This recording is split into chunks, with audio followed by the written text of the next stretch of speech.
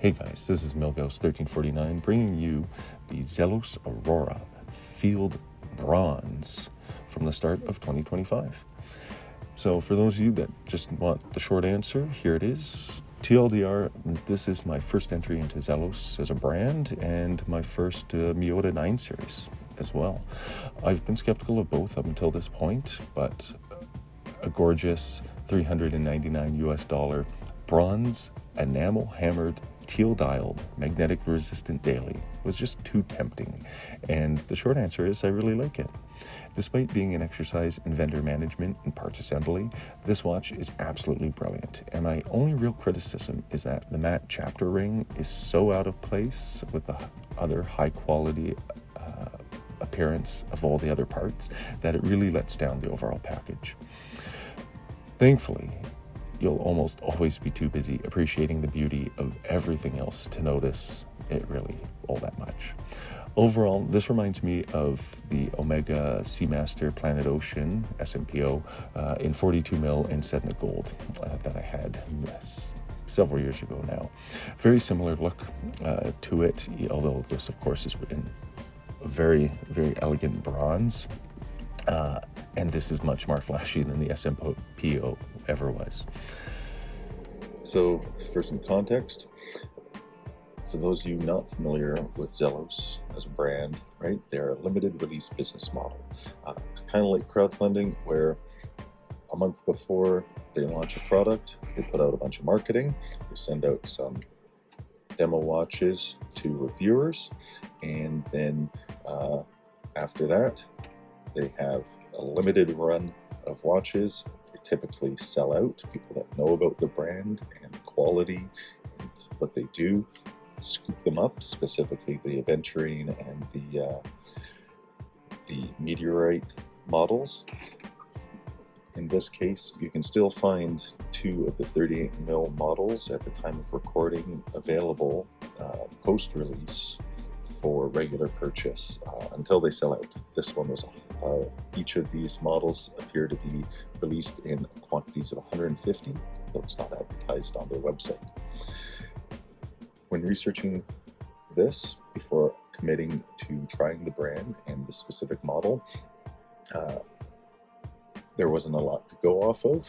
There's not a ton of information on the website, which we'll get into in the full review, and as well the reviews on YouTube all are technically paid sponsors because they did receive models in advance of the release, and each of those take a soft lens for the most part on these, as well as not having owned and lived with them.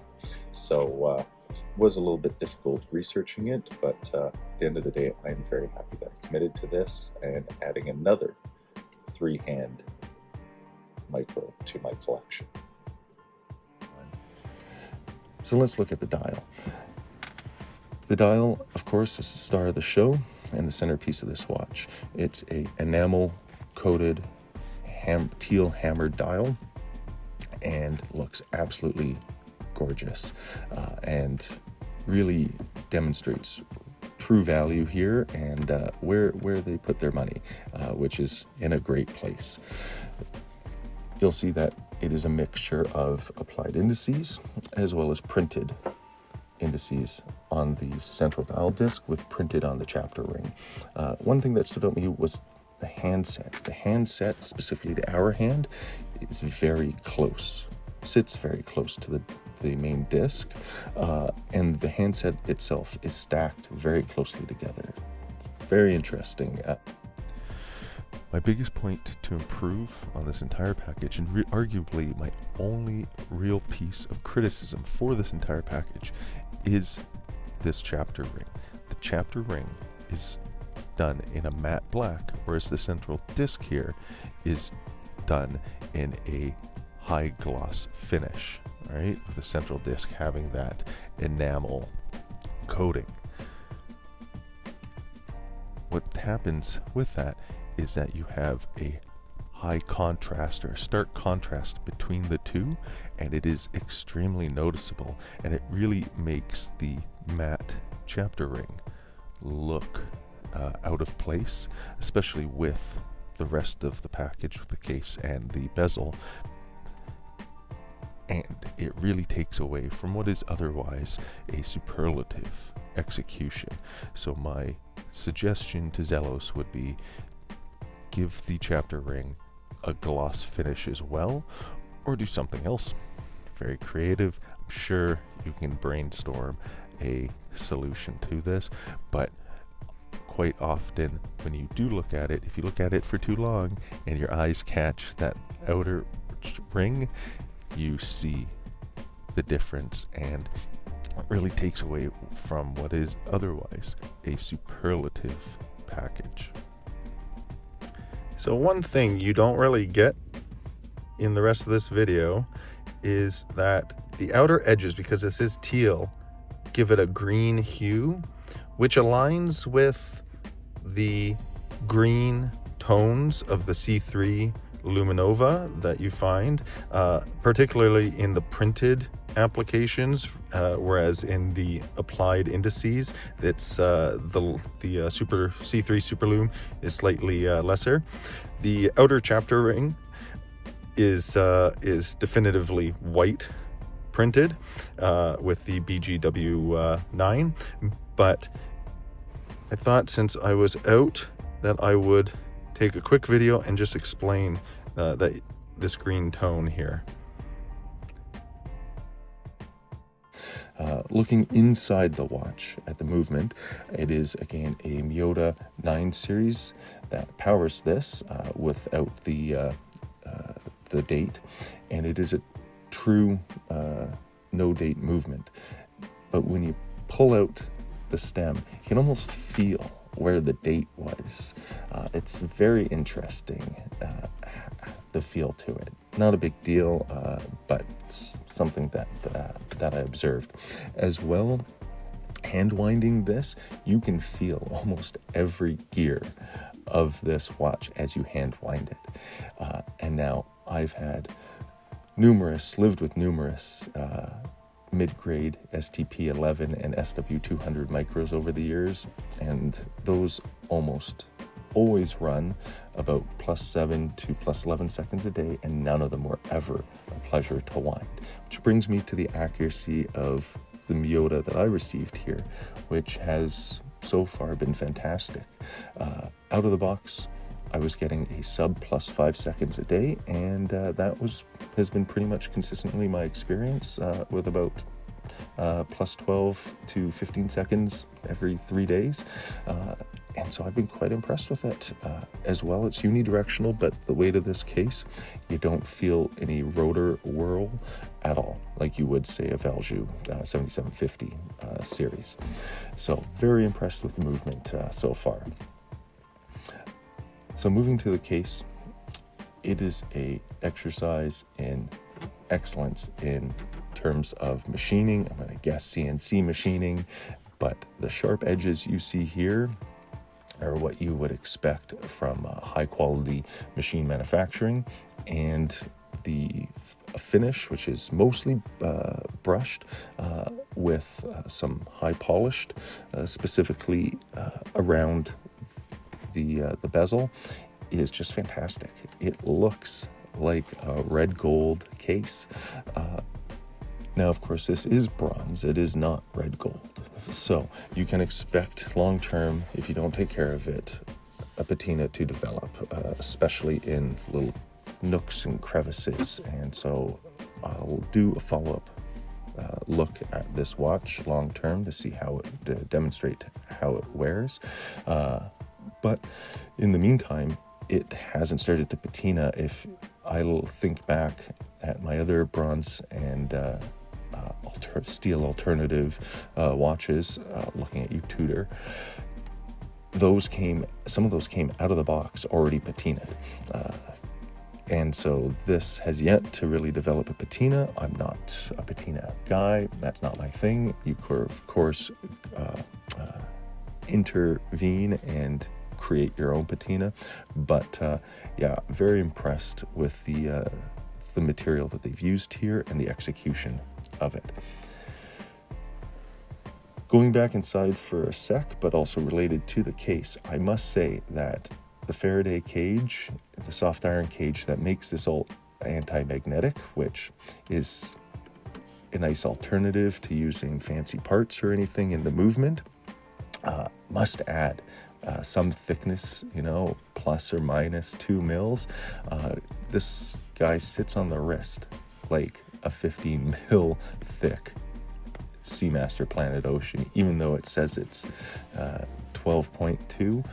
I measure it at 13.8 mils, so almost 14 mils thick. I'm not sure where the discrepancy from the specs on the website are, and honestly, I don't mind.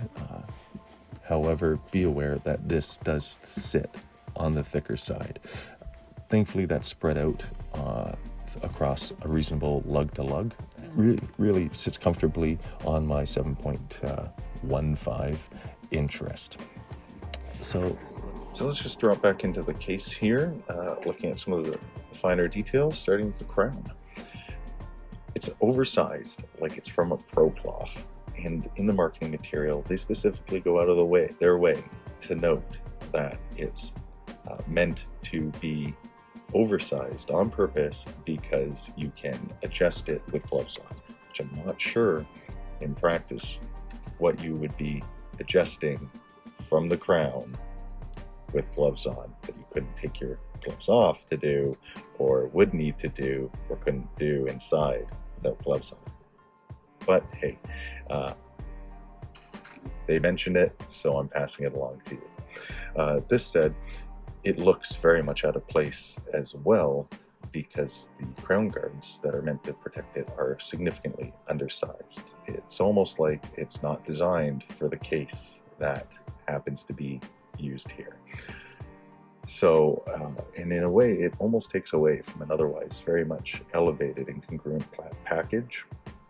This said, the crown is very well finished, even though mine, upon arrival, did have some residue on it, and I'm not sure if this is a start of patina or something else in the final finishing process.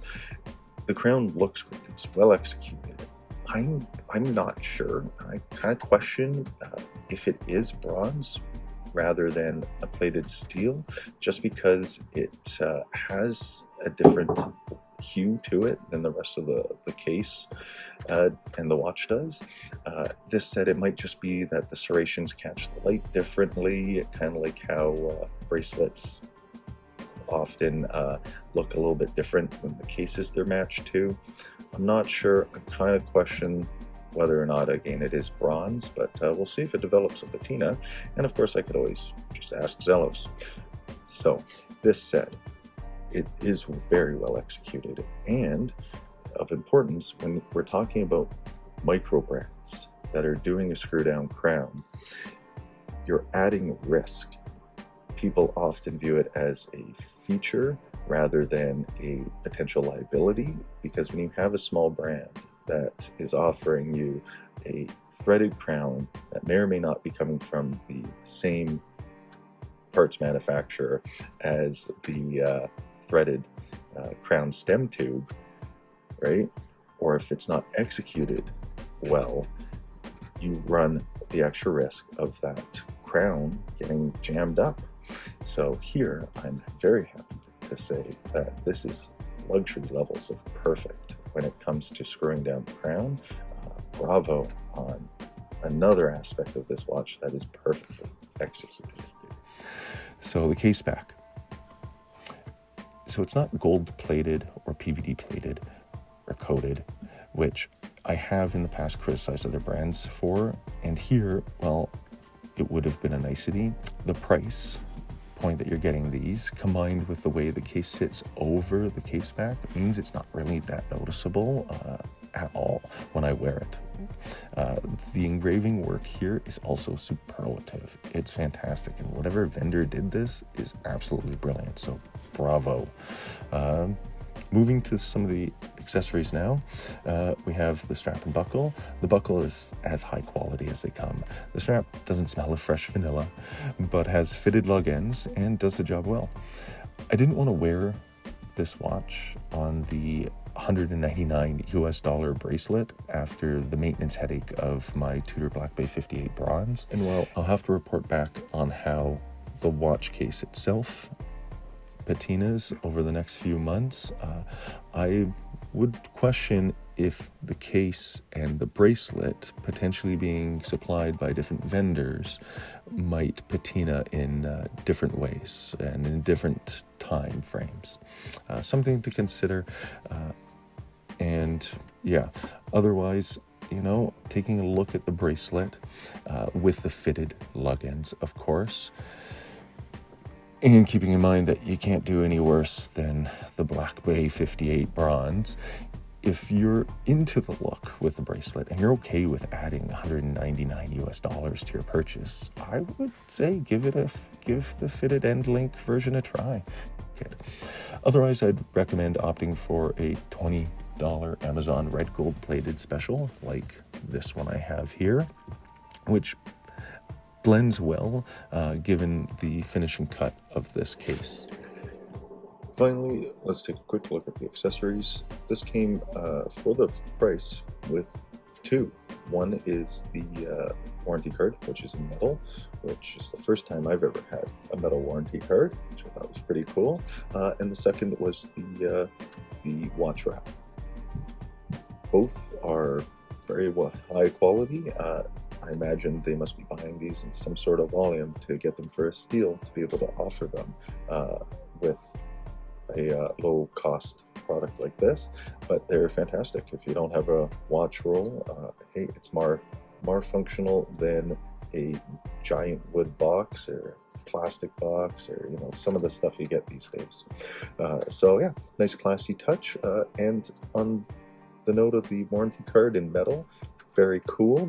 And but what if we took that to the next step and made it a wallet multi-tool, a little screwdriver and all those other things? Wouldn't be cool? Mention in the comments if you think a brand should try doing that. So starting off, we have my Citizen Ciosa. There we go. Here, this one's specifically only for certain markets. And you can see that this here has just a multi-layered, it's not sunburst, but we're going to call it a sunburst dial in a way. And these are essentially the same price. I've had to replace the clasp on this with a aftermarket generic adjustable because the clasp that Citizen provides is terrible. It's not terrible, it's just inadequate. And of course this has a Miyota 8 series that powers it, which is fine. But of course, Citizen is, you know, getting every dollar out of this, out of their sale here. But two different takes on essentially the same style of watch. I'm going to put this up against two micro brands. We have the Beaufort Aero Timer and the HZ01 here. Again, two different takes on the go anywhere, do anything / field watch / whatever you want to call these three-handers. And well, these were, I think the Beaufort at the time might have been, yeah, it was slightly less expensive, and the HZ01 being an inexpensive titanium quartz is essentially half the price. They're, again, roughly in the same style, but as you can see, the Zelos here is it's just next level. Not to say that any of these watches don't reflect significant value, and they do style-wise do different things. Gives you an idea for the quality and the value you're getting in the Zelos. And then we'll look at the Timex, which, yes, was about 2/3 the cost. But again, you're paying essentially for the name and being able to return it and getting it to market. So, and this is, you know, the Timex suffers from cheaply made hands, a single coat sunburst style, absolutely terrible lume. Half of what's on here isn't actually even lume, it's just white paint.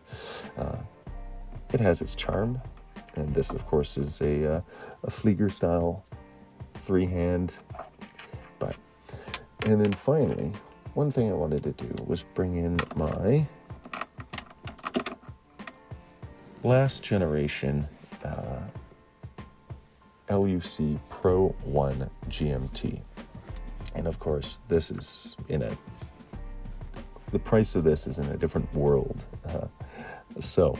But this reflects, the LUC you see here, reflects, you know, a different generation from 2000 to 2012 luxury Swiss sport watch making. It's a beautiful watch. It's still a stamped dial, right? But perfectly executed, just like AP would, for example. The case is everything about it is perfect, all right? But it is amazing where we have come, where a brand like Zelos can leverage its ability to collect parts, assemble them, and deliver a final product of this caliber for, not next to nothing. You know, it's still $400 US, but for extraordinary price for what it is. So now let's talk Lume, now that we've looked at all these watches. And all of these, from a Lume perspective, as a feature, are offering it as a price point, to a price point. Even the Pro 1 here is from an era where the Lume is just not great. And in this case, the Pro 1's Lume is absolutely terrible. It's particularly in comparison to contemporary executions that are well done. Now, it's not perfect, and it's pointed out in some other reviews you might watch on this, that it's not the most long-lasting, but it's still good. So this brings us to our final discussion. The crown choice here, I can forgive. It's fine. It looks strangely out of place in this slightly different hue of red to the bronze, but whatever. Everything else really matches perfectly, and you'll always be just looking at that gorgeous dial. But when you do look at that dial, you will see that chapter ring. And as we look at it together, it's like writing a novel in pen, but the last chapter is written in pencil. I don't know how I came up with that analogy, but go with it, right? It just stands out and looks out of place with everything else. When this arrived, going to the whole package, when this arrived, I showed my wife, and she was immediately blown away by the front. And when she turned it over, was immediately blown away again by the ship on the back. Absolutely brilliant. The case back is fantastic. Now I want to mention why I chose this one in 42 versus 38 mil and the enamel hammered versus mother of pearl. What no one has mentioned on any other channel that I've reviewed, and there's only a few of them on the YouTube, is that the 38 mil versions have, and again, I'm guessing this is because it's part shared across their line or what's available to them or what they had, whatever the reason. In the 38 mil versions, the seconds hand has a yellow colored end to it, and it really stands out. And while I think it kind of works, I'm not into yellow accents in my watches. It's not my thing. I also don't really do orange, a variety of reasons, but I just don't. It's not my thing, right? And it really stands out. I also really wanted a teal dialed version, which meant going 38 mil mother of pearl or 42 mil enamel hammered. The spec said 46 mil lug to lug, which I can easily rock again on a 7 and almost a quarter inch wrist. And while I was torn here between the mother of pearl, which looks great, and I really like the cutout loom plots rather than the printed ones that you see here, the seconds hand killed it for me. Finally, I did have to engage with Zelos via email with a number of simple questions that really should have been addressed on the product page, but I get that limited run in a short time marketing time frame to people typically who know the brand already and its products as a business model means that some details get lost, and every one of my emails was answered by a, gosh forbid, a real human within 12 hours, which I was really impressed by. I'm still waiting to hear back from TISO, the TISO Heritage people, about my order to the archives for a record that I ordered in 2021, and it's only been over 1,300 days. But hey, that's Swatch business, right? So to conclude, overall, there isn't much in the Zelos catalog that really resonates with me, and after this arrived, I looked. But this Aurora bronze is absolutely fantastic, and I am so impressed by the work done to put this together for $399 US plus 25 USD imported to where I am. And even if it is an exercise in parts sharing and component sourcing, it's not like they're leaning into their national locality of their head office to pretend like, say, they're a Canadian company, for example. So instead of focusing on delivering quality and value, so I'm very, very impressed and very interested to see what they try next. And I'll be watching, and I hope there's something, their next product is something that resonates with me so that I can commit to another one of these fantastic watches. Zelos, if you're listening to this, make the chapter ring blend with the rest of the product, the rest of the watch, okay? Otherwise, this was my first foray into Zelos, and I color it a resounding success. If you've made it this far, thanks. You know what they say, like and subscribe, and hey, wear what you love. Have a great day, guys.